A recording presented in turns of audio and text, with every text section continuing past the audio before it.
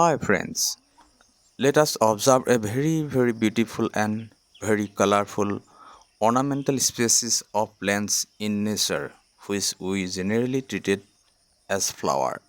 It is called lobster claw or false bird of paradise, and the botanical name of this plant is Heliconia rostrata and is native to West Bengal.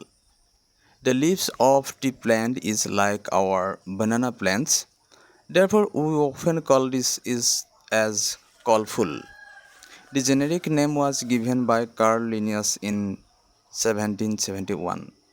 Most of the 194 known species are native to the tropical Americas, but it is indigenous to Western Pacific and Indonesia.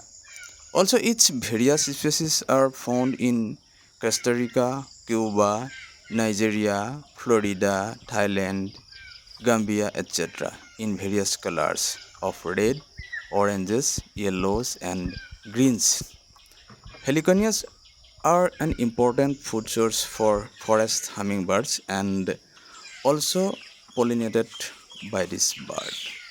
The life of human being is also like this plant with color, pain, and problem.